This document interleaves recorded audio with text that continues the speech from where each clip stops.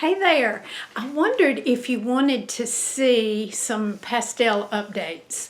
Here is the one I'm going to show you right here, and I've already laid it gouache down on it. So if you want to know more about this and my fails and successes, then stick around.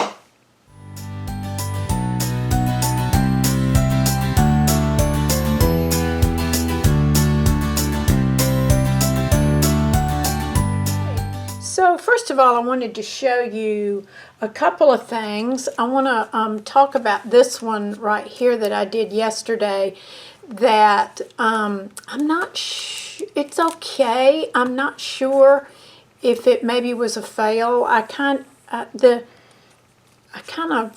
not so sure about those in the background. It was not a good thumbnail. It really wasn't a good image because it really doesn't have a real strong focal point, but anyway, we'll talk about that one in a minute. But I wanted to show you my gouache, and so I do this is just all my gouache, and you do it's Winsor Newton. I think Winsor Newton is a good, Holbein is good too. So anyway, I put my gouache into this right here. Now, when it dries out, I think I've told you this before, but when it dries out, they will lift up some, but you just squirt it and get it back down, and it works okay. It really does work fine. And so I think for me, to lay down a painting that's just really a background painting for a pastel works for me, because I love using a brush, and so I think that using the brush satisfies something in my artist self that allows me to kind of get feeling confident about what I'm going to paint. And so I'll show you how this is opaque. You know, gouache is an opaque watercolor. Now, could you use watercolor on these backgrounds? Yes, of course. You can use all sorts of pigments on the backgrounds of the pastel art paper. I like UArt paper. But what I do is I usually lay it down very, like, say it's going to be a background, and I love what Karen Marzoulis says about putting the dirt down first, and so I really just that's kind of a good dirt color right there. So I do just kind of, say for instance, this is just kind of a landscape like this. It's just like this. There's some trees in the background. You probably can't really see that. There's some trees in the background there, and then here's maybe some things right there, and then so that's really kind of the foreground right there. So here's how, that's not anything to, I mean, that's not good. It's just, I'm just going to show you how I just make some kind of dirt color. Maybe I'll put a little green in that just to get that down. So that's how light, transparent, I put this down. So it can be dirt. So see, this is all I do right here. I mean, that's how loose I put this down. And if it has some big flowers like poppies or something right there, and maybe, you know, you probably need 3, maybe 1 right here, I might go ahead and put something really dark down. And yes, I do kind of mess up my colors here. I have to clean them out. So anyway, that's purple. I didn't mean that to be purple, but dark, you know, dark. So say that's going to be a poppy. That's going to be a poppy. And this is going to be a poppy right there. So see, and then I go ahead too. Yes, I do use black on my palette, but I mix it with some other things. So I'm going to go ahead, put some dark under that just so I'll know. Let's say this is just some trees. I'm still going to do the trees dark. I'm going to just kind of lay in something. Say that's kind of goes like that. And then say this is, I kind of said that was going to be the trees, but this is just, I'm just showing you, this is just kind of how I lay it down. So really, when you just lay it down like this, for me, it creates kind of a map for where my shapes are going to be. Now, this is by no means a value sketch, because if it was a value sketch, well, you can make it a value sketch, because let's say these are going to be dark. You can make those dark up in there. Those are dark. Those are dark, and those are dark, and then that's the sky. So anyway, that's how loose I lay this down. And if I don't go back and really make this into a painting, because I think I'd rather the pastels kind of do that for me. I don't necessarily want to go back and put too much detail in this one. But so you see, it's going to be, so these are poppies, and all this, of course, is going to be grasses, and that's just kind of how I lay it down. So that right there is really just maybe kind of a beginning. Just so for me, it just shows me that it's a pretty good composition. It's a good composition. So, all right. So let me move this, and I will show you a couple of things before I show you what I'm going to paint, and then I'll show you my finished painting. Whether it's good or bad, I will show you. So anyway, this was one, sorry about the plastic here, and I think it's not wanting to, there we go. So this was one I had trouble with, because I did have a gouache background, but I don't know, I don't know if this one worked, so I don't know if I could call this a fail. I'm not that crazy about it, but here's a few more. Anytime you see funky flowers, that means they started off as a real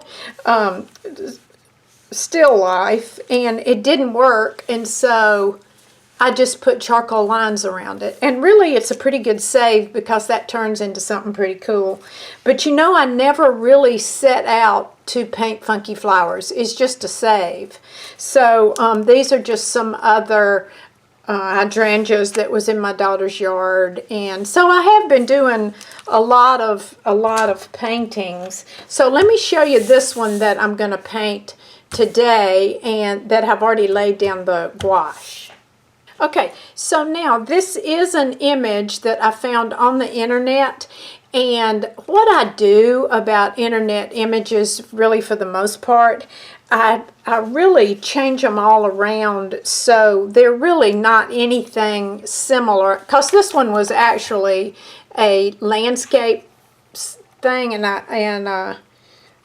I changed it to portrait size here. So anyway, I'll show you my picture, my thumbnail picture that I'm going to work from. And so as you see, we've got poppies here, there's a dark tree here, and then there's some light in the background here, some green and some light in the background. So this is all I'm going to do to start this painting right here, and hopefully it'll work. You know, I'm not at the point yet to know and be confident that every painting is going to work. I usually work on 9 by 12 paper, because I find if it's too small, like this one is like a 5 by 7, and for me it's a little harder, because I like to use the side and get strokes, and the smaller ones I can't use my whole Terry Ludwig. But I also like New Earth. I have really, Blue Earth. I've really gotten to love the New Earth pastels. Is that what they're called? No, it's Blue Earth. So anyway, I'm going to paint this one, and I'll show you some progressions after you've seen this, so I'll show you some progressions, and we'll see what happens. So here we go.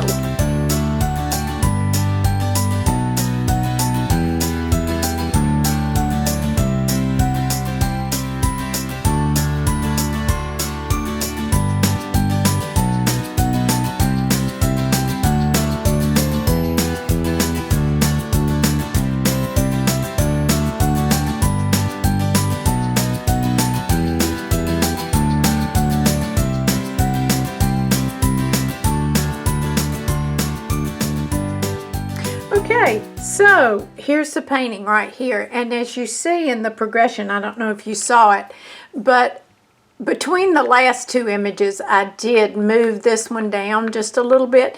You know, that's the thing that is so good about these pastels opposed to when I used to oil paint, because you can go back with an oil painting the next day. You can. Some of the oil paints don't dry, but you've got it all mixed up. So really, when I used to oil paint, I really did try to get it all done in one sitting. And then the next day, if I saw something I didn't like, it was a lot more trouble to mix that color, or if the color was still on my palette, it does kind of dry out a little bit. But anyway, that's the good thing about pastels.